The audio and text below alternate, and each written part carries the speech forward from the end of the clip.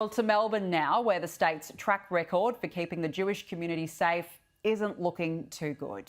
In recent weeks, we've seen anti-Semitic protests outside Melbourne's City Hall, where Jews were violently pushed to the ground by pro-Palestinian activists.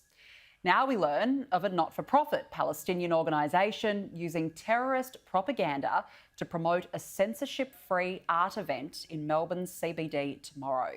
Sky News reporter Caroline Marcus reports they posted this image of two hijab-wearing women holding up rifles against a backdrop of the map of Israel.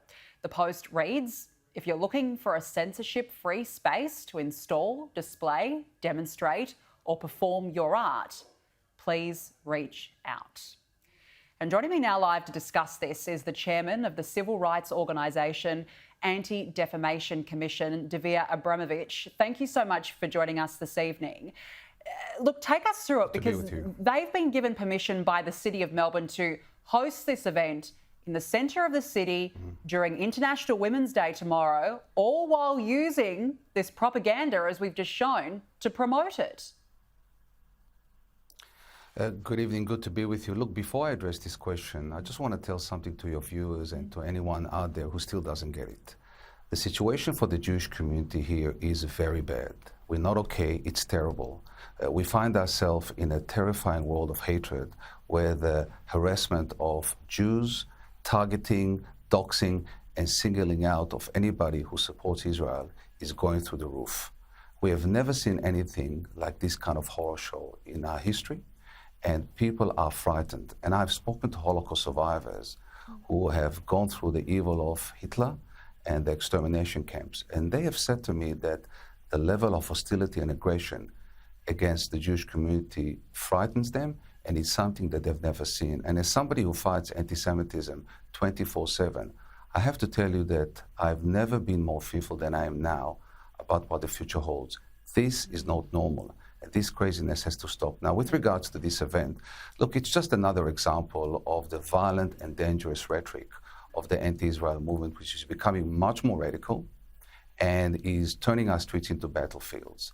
And these are people who glorify the October 7th massacre of Hamas, the largest mass murder of Jews since the Holocaust. And they're doing it openly. They are celebrating the rape and the murder and the torture of women, the beheading of babies. I mean, you've just described just how awful it is right now in Melbourne as a Jewish person to hear what you're living through in the year 2024. And yet the City of Melbourne says that they're going to closely monitor that art and remove anything that incites hatred. But yet they haven't come out and condemned this group. Are they turning a blind eye to it? Well, since October 7th, one of the things that I think has hit hardest the Jewish community is the fact that people that we thought were our neighbors, friends, advocates and champions have completely abandoned us. This moral blindness, this walking away instead of locking arms and protecting the Jewish community is a stain that will never be removed and will never be forgotten. And I call on the City of Melbourne to show some moral backbone, to say to the Jewish community, you do count, we do care, and we are going to fight. Look, this particular flyer is a call for arms. It's a call for the destruction of the state of Israel, for the killing of every man, woman, and child. And this cannot stand. This insanity has to stop. This is not the Melbourne that I know and love. And I speak to Jewish students on campus, for instance, who have told me, we are afraid to set foot on campus. We do not feel safe. And this is a moral moment in our country where we need our elected representatives, whether it is the Lord Mayor, whether it is the Premier, whether it is the Prime Minister, to come out and push back against the evil of anti-Semitism. Well, I note that you've actually called for the council to revoke permission for this gathering. You've tried to reach out to them.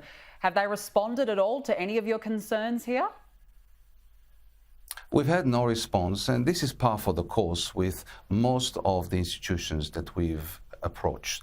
There seems to be a complete lack of concern for the Jewish community, a dismissal. And by the way, this week we commemorated 150 days since the October 7th atrocities. We still have 134 hostages being held by Hamas, and nobody seems to care. Tomorrow we are celebrating International Women's Day. And the message for Jewish women is, you do not matter. We are told that we need to believe women who have been sexually assaulted and raped, unless they are Israeli women. And the fact that we've got these so-called women's organizations and feminist leaders who are supposed to be advocating and are supposed to be standing strong with women, turning a complete blind eye, not caring, not condemning, not issuing any statements about the despicable sexual assaults against Israeli women, is something that we will never forget. It's just so sad. And as I said, we're living in 2024 here. And just on that, as you mentioned, this week marks 150 days since those attacks. You've detailed in our conversation that there's been an explosion in anti-Semitism here in Australia. Why aren't our governments doing more to actually put an end to this, do you think? I think we're getting a lot of empty rhetoric.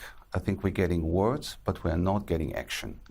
And it comes back to the old issue of the Jewish community matters. Anti-Semitism, and by the way, anti-Semitism is not just a problem for the Jewish community.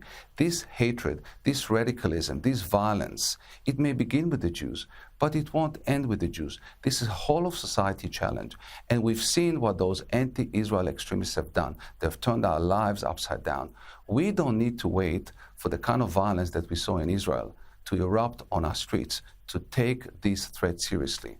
And as I said to you, I have never been more worried about the state of the Jewish community, but also about the level of radicalism that we see spreading like wildfire throughout our nation. Yeah, it's just absolutely shocking to see. Dvir Abramovich, we have to leave it there. Thank you so much for your time this evening.